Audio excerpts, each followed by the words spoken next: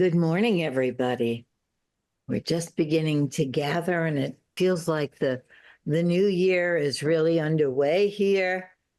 And we're glad to see all of you. And we have a special program today, a special reflection with Jen, who we haven't heard from before. So I'm very eager to participate in this. Katerina, will you introduce Jen? Yes, and Jen will introduce herself as well a bit. She has a project of 10 little lessons or workshops, and the umbrella is a subtitle that I chose, and Jen quite liked it: Death and Dying as a Portal to Awareness. And today's topic is values, wishes, what matters the most. Jen, would you like to say a bit more about you and your theme? Yeah, thank you very much. And welcome, everyone. So I'm going to go through, and I've adapted one of the workshops that are offered through Willow, which I'm a licensed Willow educator here in Canada on the West Coast in near Vancouver. So thank you for having me. I'm a licensed Willow end-of-life educator and owner of Life Cadences, which is a business that offers services related to end-of-life planning, end-of-life education, and end-of-life support. So this is my second career. My first career was as a professor of counseling and creative arts therapies, both of which inform my end-of-life work. So I really value knowledge, compassion, and respectful mutual interactions as real key anchors as we make our way in this world. So I became a Willow educator. I definitely prompted by the long illness and subsequent death of my mother, which coupled with the COVID pandemic, an aging population, really heightened my desire to do the important work of helping death become more visible and less feared in our lives. So we live in a world that for sure tends to be death avoidant. We don't have many conversations about death and dying. The topic of death and dying is stigmatized. And so avoidance, fear, uncertainty is sometimes and often what comes up for us when we think on these topics. So I just want to let you know that Willow, the organization that I am part of, it's a Canadian-based organization of trained educators who provide interactive workshops helping people begin to engage with death differently. So rather than something to be feared and anxious about, death and dying are accepted in a more forthright manner as something inevitable and unavoidable, and in fact, something to talk about. So because acknowledging, accepting, and exploring the reality of our mortality can prompt more meaningful living, health and wellness, as well as end-of-life planning, right? Which then makes it easier for those who may have to make decisions for us at some point and also make post-death or after-death arrangements. So as Katerina said, I'm going to be presenting a version of Willow's Values, Wishes, and Who and What Matter Most workshop. So I will, this is a good moment to listen to some of these words. So the workshop uses death and our inevitable, unknowable death as a platform to connect with some of our hopes and fears around our own future death. And through that, identify personal values and how they affect and play out in our daily living, and trying to clarify who and what matters most to us. Because as we are able to make that more explicit and intentional in our awareness, our lives can be lived fully and well, and then as well, we can die well. I did want to start just with a gesture of respect with the land acknowledgement. I want to acknowledge that I'm facilitating this event from the unceded Indigenous homelands of the Homokelman people and all their ancestors who have lived on and stirred as stewards of these lands since time immemorial. So you might also wish to take a quiet moment to acknowledge the Indigenous ancestors of the lands where you are.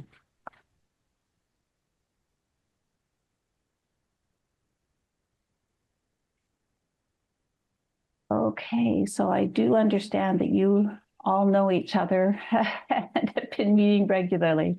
So we will not take time to individually introduce ourselves to each other. Rather, I just want to,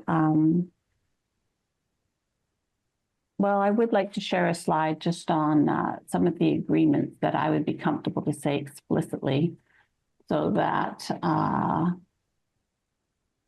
we can have a space that is safe.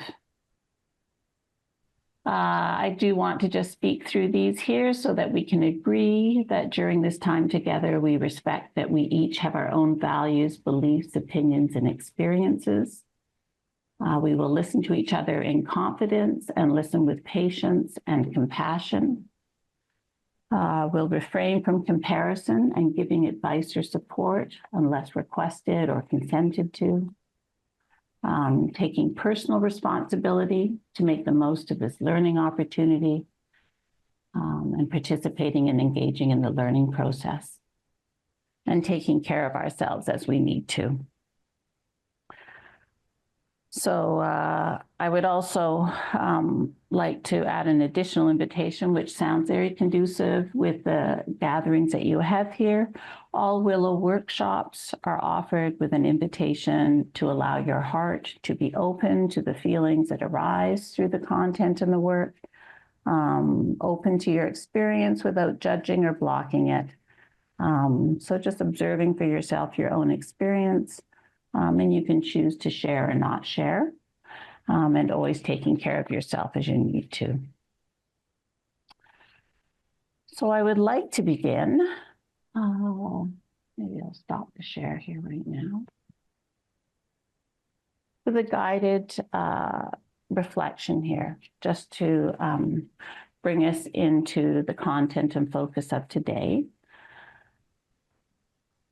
And the content and focus of today is that all of us have mortality, and we don't know, though, when or how we are going to die. So if you can all feel comfortable in your chairs, leaning back or leaning forward, and sit up and just feel aware of yourself as your body in its space there. So please take a few slow, deep breaths all the way into your abdomen. And as you exhale, try to let go of any thoughts or agendas or to-do lists that might be occupying your mind. And to let go of your thoughts, the first step, just to notice them and then let them go. So still with slow, deep breaths, bring a fresh awareness of being present in this moment and what's happening right now in your body.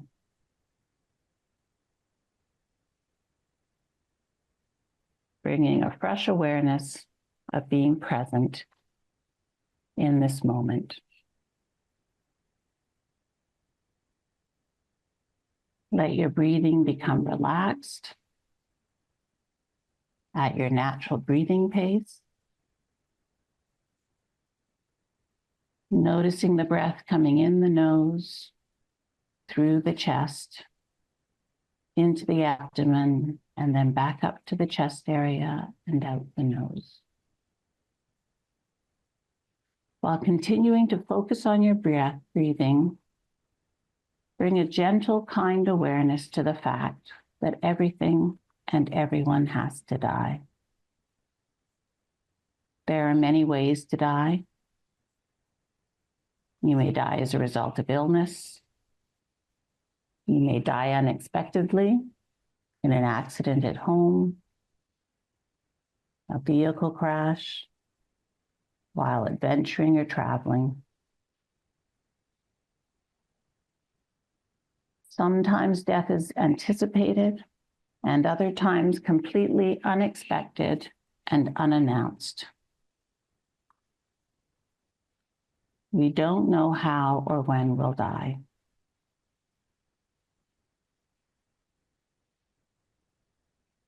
So I want you to suppose that you're dying right now and you have less than a year to live. I want you to try and truly believe this and bring this information deep into your heart. And just stay with that thought and breathe into it for about 3 breaths. Just stay present to the fact that someday, one day, our lives as we know them will end. And so together, we're going to explore your hopes and your fears around your inevitable death.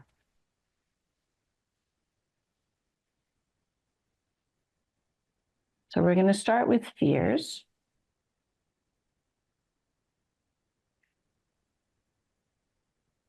And when you think of your inevitable death, whether it be the time leading to your death, the moment of death, or what will happen after you die, either to yourself or the people you leave behind, what are the top of mind fears and concerns that come to mind?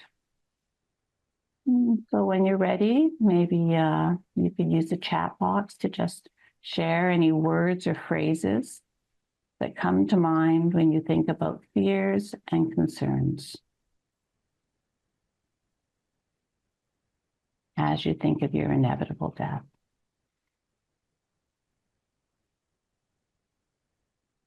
And start adding those to the text box. I see pain, my kids' well-being. And if you have paper and pencil, you can also, it might be helpful to have those near you if you want to take notes during this. Fears and concerns. Experiences that will never be lived. Okay, so great. Now let's think about hopes and desires. So if you can just take a few breaths again, getting grounded and centered in this space again. When you think of your inevitable death, whether it be the time leading to your death, the moment of death, or what will happen afterwards to you or the people that you leave behind, what hopes come to mind? What desires come to mind? And again, please feel free to use the chat room there, the chat box, to share any words or phrases that come to mind thinking about hopes and desires.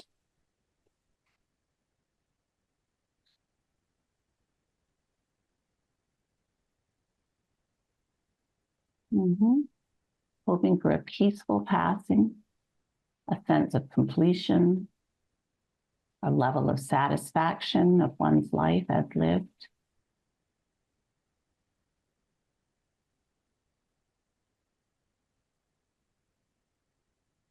Met with love, not being alone.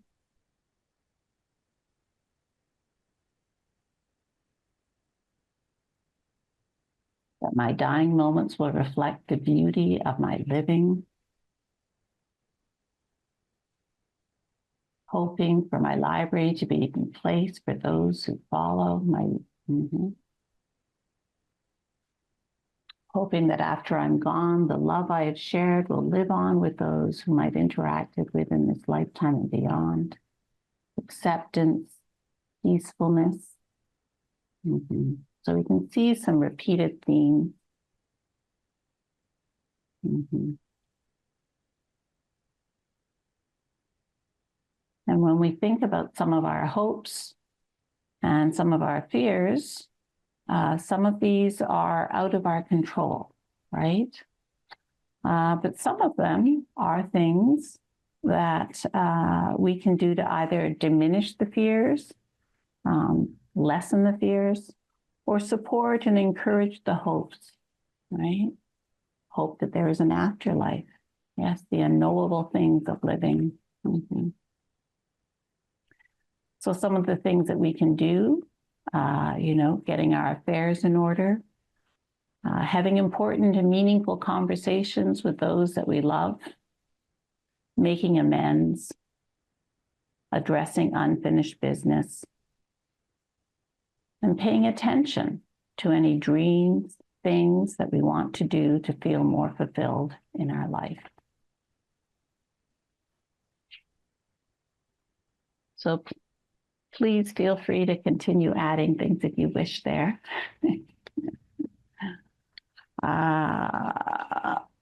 We could take a moment if anyone would like to share with the larger group before we go on to think about how values, what are our values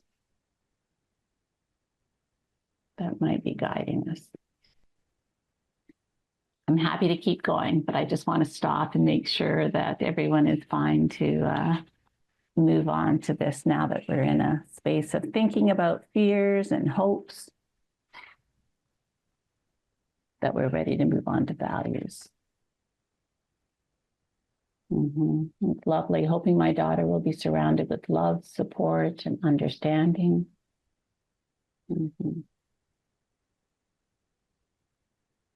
Okay, thank you for sharing there.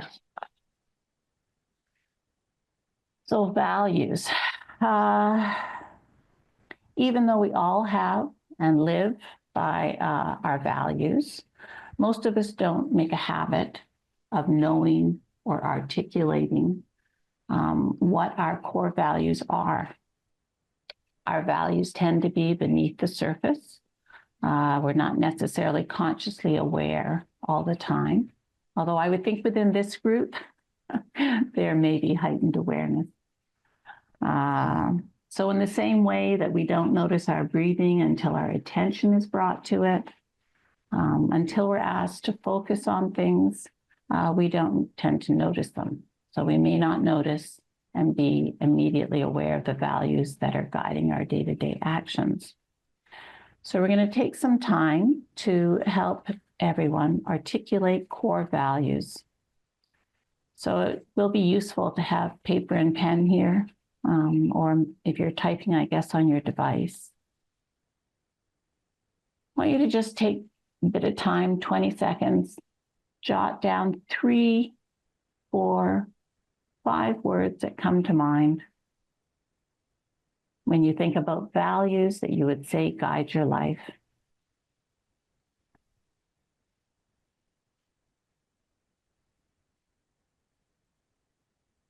Don't worry if you're having a hard time coming up with them. We will be doing more work to help with that.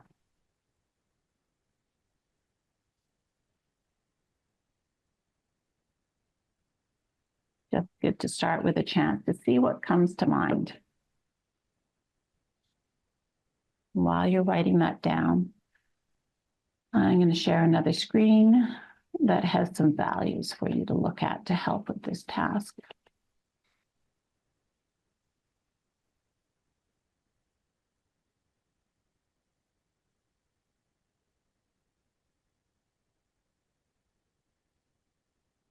Okay, so everyone should be able to see on the screen a list of values. There's actually 112 values there. So I want you to have a look at that and make note of any values that you would like to add to your list. Read through the list and see if any of these resonate with you. alongside the ones that you've already written down. I'm going to give you a couple of minutes to do that.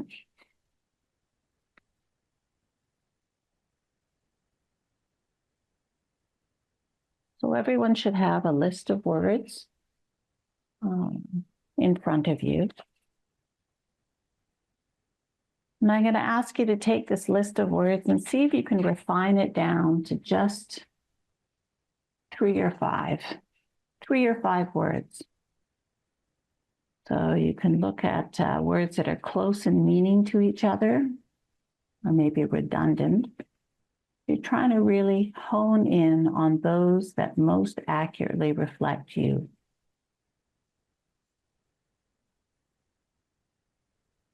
And the words that are similar, you might be able to see that certain words more override the others, are more important or more foundational.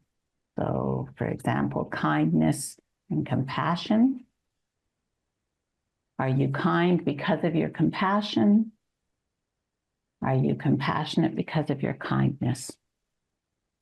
So I'm just going to give you another minute here to just refine your list down to 3 or 5 words. And then we're going to be taking the opportunity here to do a breakout room. So what I would like, Christine's going to help with this. Now that you have this first draft of your list of values, I want you to have the opportunity to talk in a small group with others about what this exercise was like for you.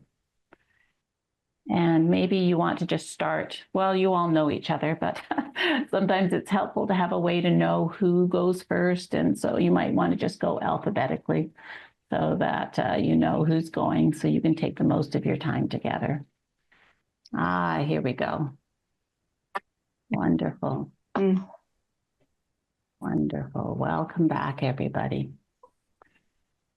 So I really hope you all had an opportunity to speak in the small group. We obviously can't hear from each group or hear from everyone, but if someone didn't have a chance or would like to share in the larger group, now we could maybe hear from 1 or 2 of you before moving on.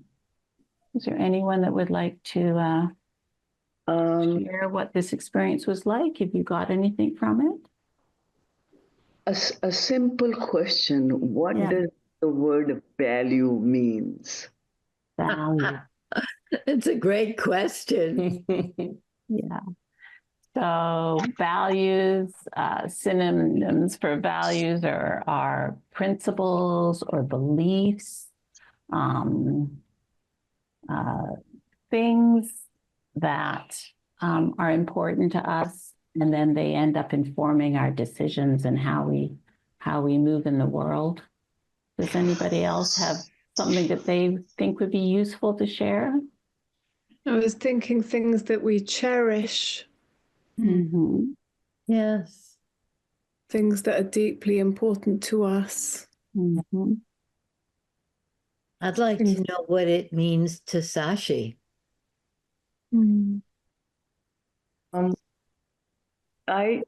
This is what made me think,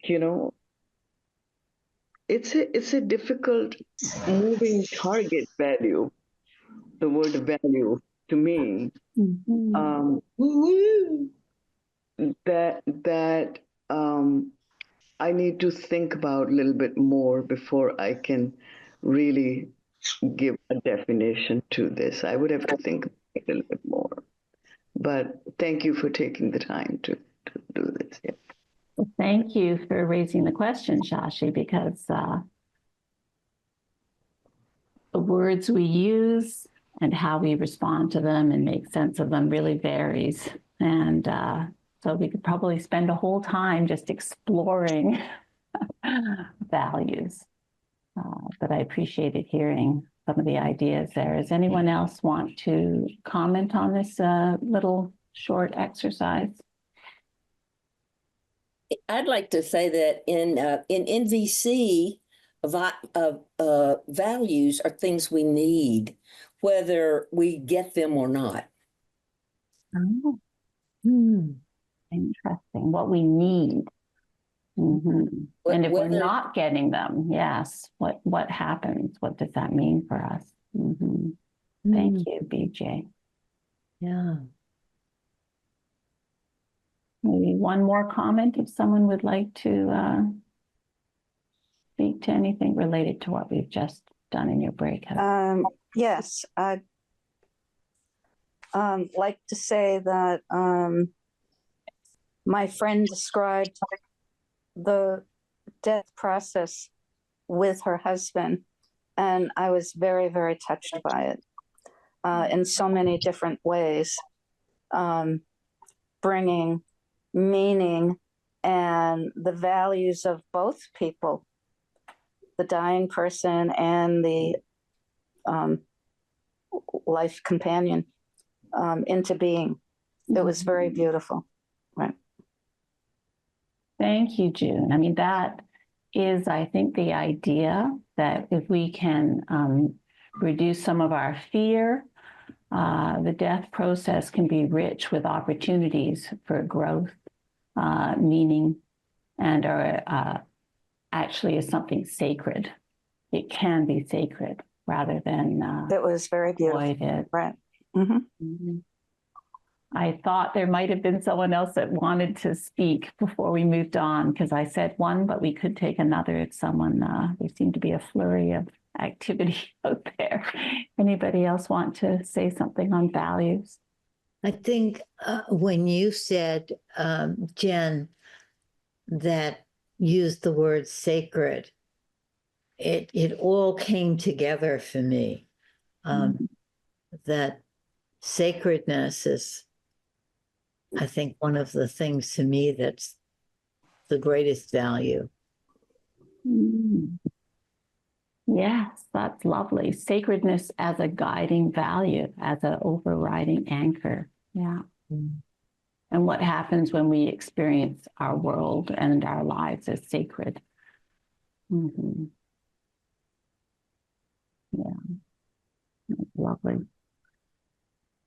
Okay, so yes, I hope you, as I said, you had a chance to speak in your small groups. And if you didn't, you know, that maybe afterwards or someone in your life you can speak with about this. Maybe you want to take a moment to hold on to any new insights or write it down, make a note to yourself. Well, now we're going to move on to thinking about who and what matter most. So I've got some questions, some meaningful questions, rich questions to help you identify who and what matter most in your life. And so in this final exercise, I'm going to share the screen in a moment, and we'll see 6 questions. And I'm going to ask you to choose just one question. Let me share the screen so we can have a look at some of these questions. Okay. There's our values. And I think we can make these available to you afterwards. Okay. Trying to see my screen better. Okay, so here we have some questions here. Number 1, if you knew you had a limited time to live, what would you want to do? How and with whom would you spend your time? 2, with whom do you need to write a relationship? And what would be required of you to do this? 3, when you die, how will your absence affect the people, places, and things in your world? 4, if the people you love were to remember 3 things about you, what would those 3 be? What would you want them to remember? 5, when in your life have you felt most alive or the most like yourself? 6, how will your legacy help make the world a better place? So I would like you to have a look at those questions. There might be one that resonates with you, one that you may feel some emotional reactions to some of these questions. But just you're going to choose one, and we are going to go into a breakout room to give you a chance to speak about this. So write down the one that you would like to choose, because you won't have this list in front of you when you go into your private room. And the two of you don't need to be discussing the same question. So just write that question down. I'll give you a few seconds to do that. And then I'm just going to give you some guidance about how to spend this time in the breakout room with your partner. So in this pairs exercise, I want the listener to be actively listening. So your job when you're not speaking is to listen attentively without judgment. Please don't interrupt or comment or give advice. Just show that you're paying attention, eye contact, nodding the head. Maybe if there's silence, ask for more. Please tell me more. And if you're the speaker, just speak freely as you think about this question and answer it. You're going to have 3.5, 4 minutes each. So if you feel like you've come to the end of your speaking, see if you can say more. You could repeat what you've said and see if that leads you somewhere else deeper.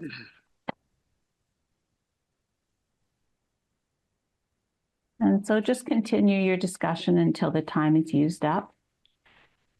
And when you get together, one of you will just volunteer to go first, and then the other will go. And just pay attention to the time so you can switch places. And again, there'll be a 30-second warning that you're coming back to the larger group. Are there any questions before Christine puts you into duos? I think would be good for this, just given our time, so that you have time to fully discuss these questions, or one question. I just need just another minute or so to look at these Yes. 6. Yes. Yeah. Yeah.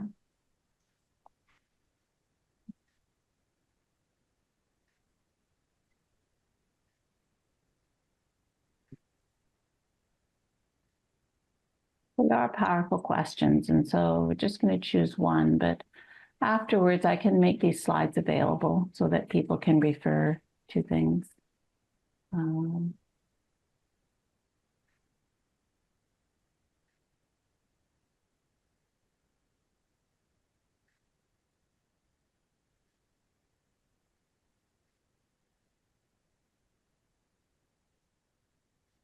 Does everyone have a question in front of them? And Christine, can we go into pairs for, let's say, 8 minutes? Okay. Thank you. Welcome back, everyone. I invite you to put a word in the chat there to describe how you're feeling right now, if you'd like to do that. 1 or 2 words to describe how you're feeling. Grateful, sad, lifted up, deeply moving and revealing, complete, inspired, connected with others and with self. It's lovely. It's powerful, right? When we take the time to consider these things and then share with others. Not ready to die. Yeah. So we do have time if anyone would like to share in the larger group. Anything at this time? You know, it was very surprised Oh, it was surprising for me. I was, when I saw the little square saying there's 50 more minutes or 54 more minutes, I decided, oh, if I had 54 minutes more to live right now, why would I want? And I started to connect right with the person I was with. And I just wanted to thank her and be with her and look at her. And yeah, it was so, yeah, that's so lovely. Thank you for that experience. It's just Very me. powerful. Uh-huh. Yeah. Robert, did you have something to share, or that was just a cough? Sorry, just a cough. Yeah. But it was a very uplifting experience, you calling me. Wonderful. Very uplifting. And it's almost wondrous, that word comes to mind, of the vastness of what we're talking about.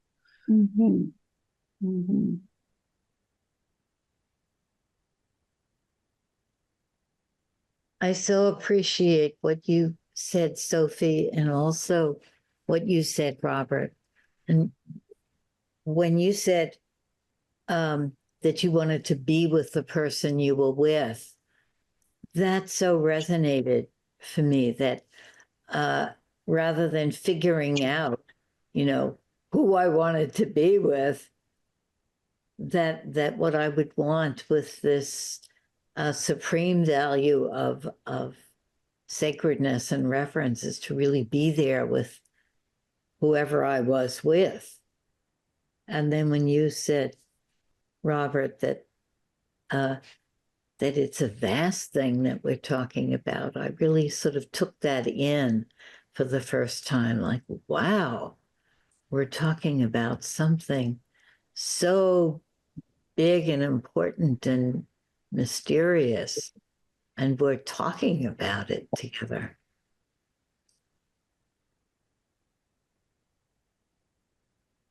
I guess there can't be anything more intimate and personal than one's own death. Or at least it feels that way in the moment. And mortality is shared, because we all have a finite life. I just would like to say also, in witnessing and going through my husband's passing with him and going through his illness with him, I learned a lot. And thankfully, he was, and I'll say thankfully, because he lived in the day. He really grabbed a hold of life as much as he could. And it was during COVID and we couldn't go places, but we managed to do a lot. And I thought that was living in the day, living in the now, being really present. And in that sense, it was really wonderful for me to witness his process. Like a gift for you. Yeah.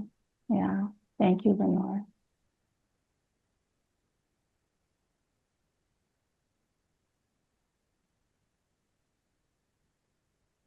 Anybody else like to share something?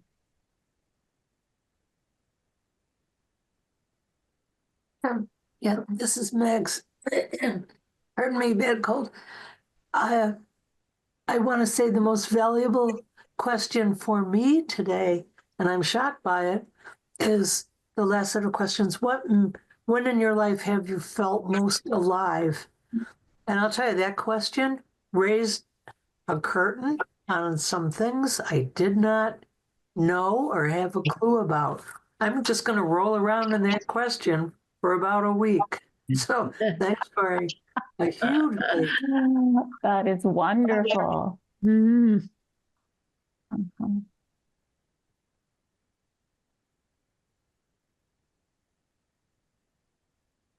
Anybody else respond to that question in their duo? BJ? Yeah, maybe a few others. Ruth, yeah. Would you like to share what if you where that took you? Well, for me, that one didn't bring new stuff, but the one that felt like the knock over the head kind of thing was the what would I be doing if I had limited time to live? Which I keep saying we all do have limited time, but if I knew how much time I had, I would be living differently, and that is very upsetting to kind of get, and also to figure out how to get from here to there. Yeah. It's really, it's much easier when you're in your 20s or 40s even than it is when you're in your 8th decade. So yeah, it's kind of sobering, and it's also really important too. But, yeah. It is, right? That mix of, it can feel stressful, anxiety producing, but that urgency maybe, or awareness activating as well. Prompting some movement. Well, we could hope. We can hope. Right now, it's just, it's like a mountain. Yeah. Well, then, you took the time, though, to acknowledge where you are, right? Not just to be aware. Right. If things were as you wish, they might be a bit different right now. Anybody else? Yeah. Hi, Jen. Hi. Okay. I see Jadina and Pauline. We could hear from each of you. I'll just say something quick and funny is that, the breakout rooms always remind me of death in a baby small way, because any moment it goes and you're in the middle of talking and it's gone. So I was with somebody, one of them, I won't mention names, and they said we were there and we were talking about this for a minute, and then they said, see you in the next life. And so we go. And then we do the breakout rooms again, and there we are. We're together. Oh my God, that's funny. So there we were again in the next life. That's right. That's right. That is so true. It was very sweet. We'll never experience a breakout room the same way again. Thank you. Pauline, were you going to say something? Yeah, it's kind of something similar to that, really thanks. I really enjoyed this. And it's a gentle, playful bringing beyond what's now, so in our breakout room, it's around future lives, so it's playing with what would need to die in me in order to be where I want to be before I actually am ready to let go of this identity. But I suppose it's being curious about what needs to die and how afraid am I, how literally I take things needing to die, so but I think that's true as well, right. To have another identity. Yeah. Right. So, future lives. Yeah. Fascinating. Yeah. Thank you. Yeah. It's been wonderful. Yeah, thank you. Anybody else?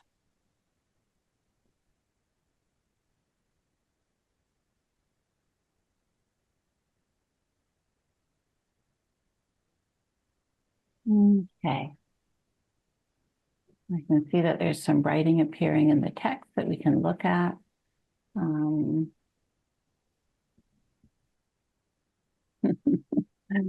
Yeah, we can be sad and we can be laughing. It's just the range of our emotions with this topic. So, this is the end of my formal piece here. I do want to express how much I enjoyed this. And I hope that you have each taken something from this, thinking about death and as a portal to increasing awareness, maybe prompting intention in your life, And thank you. And I think there will be some poetry and perhaps some other activity around the closing of your time together here. I have a question. Are you familiar with Death Cafe? Yes. Okay, maybe you could say a little bit about that, because I've never been to one, but it sounds as though it might be, something like what you do. Yes. So Death Cafe, off the top of my head, I have run a couple of those using actually Zoom as well. And so a Death Cafe, it's actually a whole movement, and there is structured like principles and ways of doing it. But in simple terms, it's about creating a space and an opportunity for people to come together and talk about death. So I think it originally started, you would come together with tea and biscuits, and there is no agenda other than people can come together and speak about death in any way that they wish. And I guess it's kind of like this. It's just creating opportunities for people to have a place to talk about mortality. And otherwise, certainly many people don't encounter or actively engage with it until it's more a crisis, right? That it's happening in your life to a loved one or something. So yeah. Does anyone else know about death cafes and want to speak more to that? They are available online. You could Google and look for them, as well as in place. And it's a worldwide movement. I think it came from England is where it started, and it just picked up, which I think speaks to the need that people have, or the appreciation for opportunities like this. Yes, so many communities have a series of those cafes. So once a month or twice a month, and so people know that that's in place and people can come and go. Yeah. I'm just wondering if in this Help the Helpers community, if there are people who would want to get together to talk about death, and if anyone here would want to lead that or facilitate that. It's just a thought that maybe if you would like that experience, you could put your name in the chat, and if anybody would be willing to facilitate that. So I would just like in the last few minutes to see where we are now as a community after this. How was this for you? The whole thing.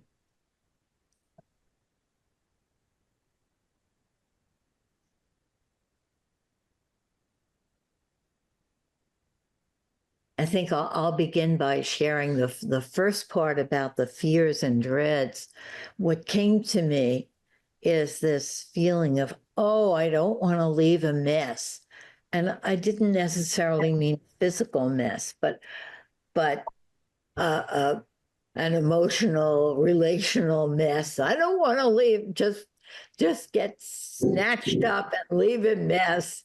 And that was sort of interesting that came up first for me.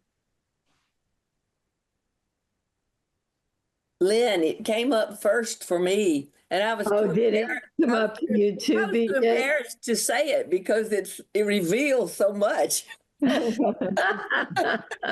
who we are.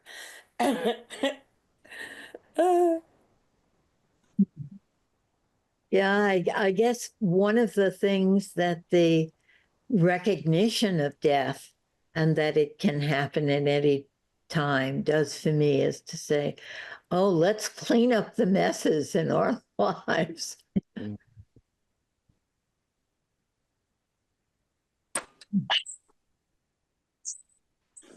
It's funny. I've been dealing with cancer for 15 years, and I have done some of that cleaning up of messes, not wanting to leave it behind, but more on an emotional. I've done more work on an emotional level, and what I want to.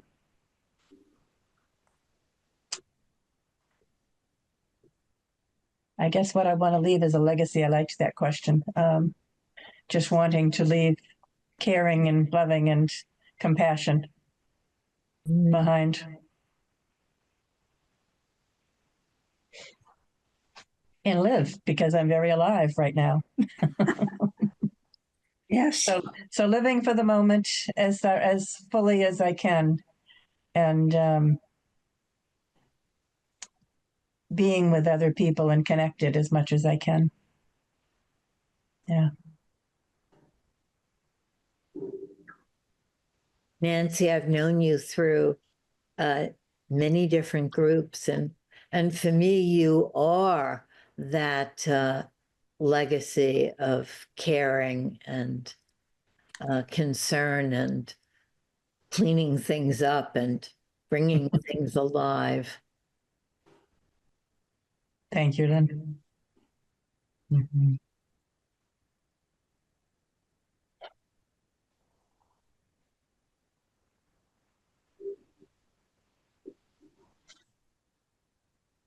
I'm very grateful for this, Jen and Lynn and everyone. I have this tremendous sense of peace reflecting on all of this and realizing that I've spent over the past 10 years of my life working on other people's deaths and legacies. And during that time, and even longer than that, I've been working on my own cleaning up. I like what everybody has said about that. Although it's going to be messy no matter what I do, because I'm in charge of other people's books. And it turns out you have to have a literary executor when you're in that situation. My house has been in order for my death for years. And so when you ask the question, how would I spend the time if I only had a year? I'm hopping on a plane and going around the world and spending time with the people that I love in any way that suits them. And it was just such a joyful way to say, yeah, and at the end of it, I have to check out, but none of the rest of it mattered. And yes, all the animals have their arrangements made.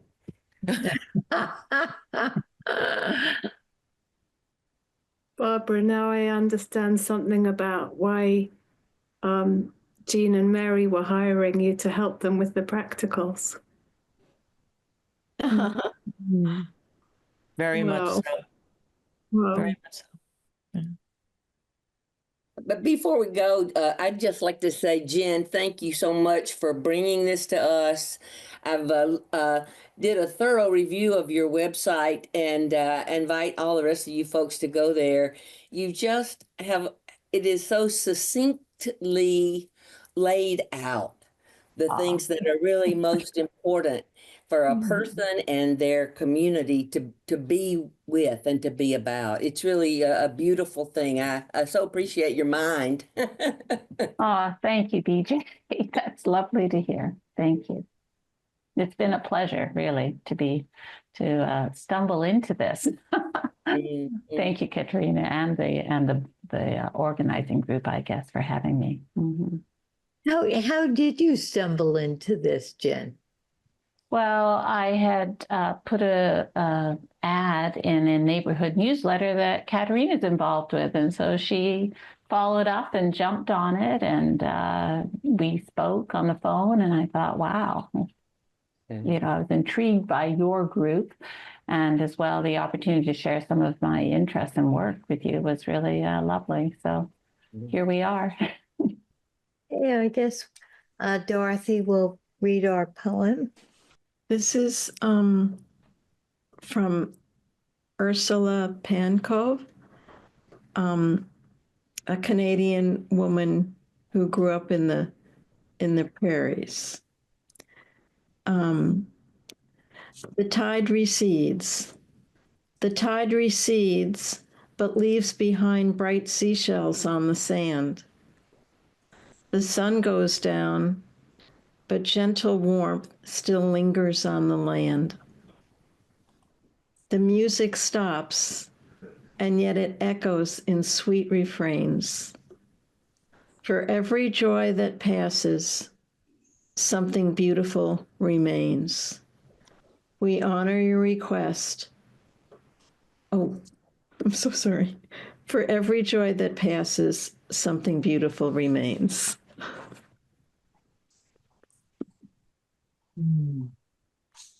Thank you. And thank you all, and special thanks to you, Jen. Thank you. Have a good day, everyone. Thank you. We will see the planning committee at 10, and anybody that wants to join us is welcome, and we'll see all the rest of you next week. Thank you. Thank you. Everybody. Thank you. Thank you. Thank you. Bye-bye. And we'll get the Death Cafe going here Huh. with Dave.